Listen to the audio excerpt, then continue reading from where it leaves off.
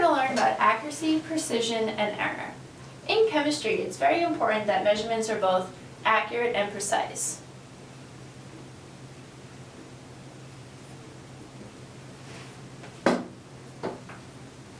First, let's talk about accuracy.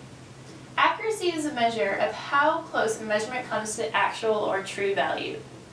So when we're doing accuracy, we need to make sure that we're comparing our experimental value to the true value, not other experimental values.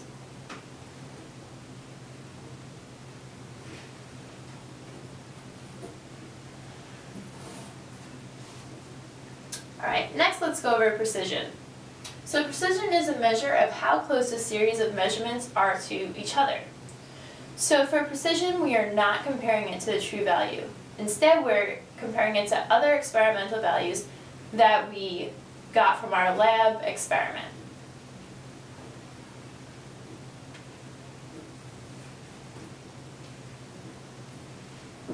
Okay, so now we're going to do some practice problems. We're going to do one on accuracy, then we're going to do one on precision, and then on your own you can try one that combines accuracy and precision together.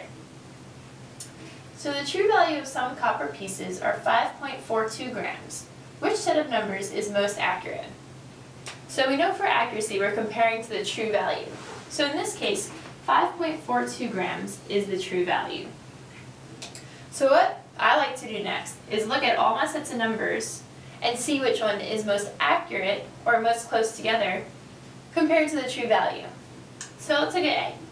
5, 6, 5.5. So that's pretty close to 5.42. But we can't make a decision by just looking at the first one. Let's look at the others as well. So next we have 5.42, 5.5, 5.4. So comparing B to A, B looks more accurate than A does. C. 5.8, 5.3, 5.5. So that's pretty close as well. But looking at all the sets of numbers, B is closest to 5.42, therefore making it most accurate.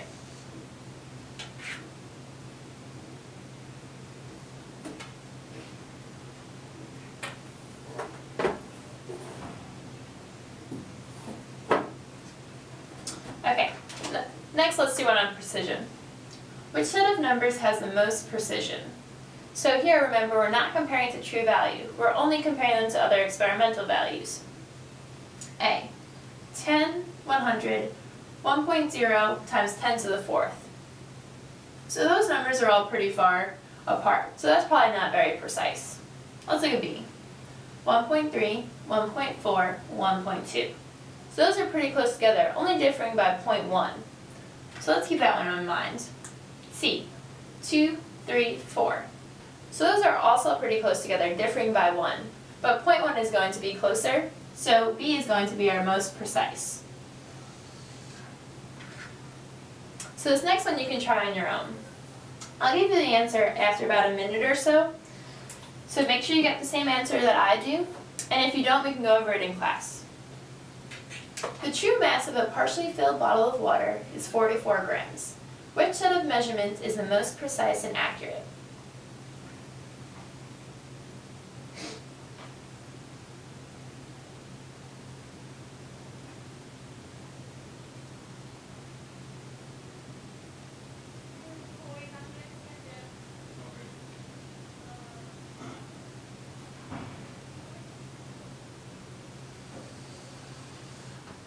So the correct answer here is A. If you didn't get that, look back over it, see if you can understand it, and if not, come into class tomorrow with some questions. Alright, next we're going to go over error. So error is the difference between the accepted value and the experimental value.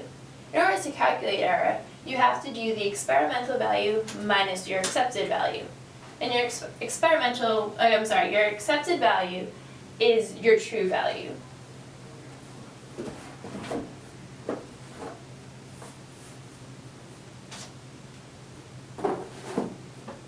Alright, so now we have to do percent error. Percent error is the absolute value of your error divided by your accepted value times 100%. And that is the way it was. So for percent error, you should always get a positive value. Since you're using these absolute signs, it's going to make it positive. If you don't get a positive value for your answer, make sure to look over your work. Okay, so we're going to have two problems. The first one we'll do together, and then the next one I'll have the answer for you, but you can try to do it on your own. A sample of carbon has a true value of 14.5 grams. When you measure it, you get that the carbon has a mass of 14.9 grams. What is the error and percent error? So first we're going to calculate error. So like we said before, we calculate error by doing the experimental value minus the accepted value. So our experimental value here is 14.9 grams minus 14.5 grams. And that's going to give us a value of 0.4 grams. Now we can calculate percent error. So percent error is equal to the absolute value of our error divided by the accepted value, which in this case is 14.5, times 100. And that's going to give us a percent error of 2.8%.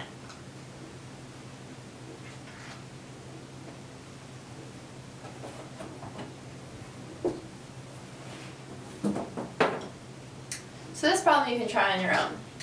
Make sure you get the same answer that I did, and if you don't, look back at it again. If you still have questions, we can go over it in class tomorrow.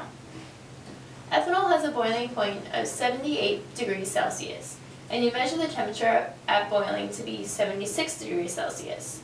What is the percent error of this measurement? So the answer that I got was 2.6%.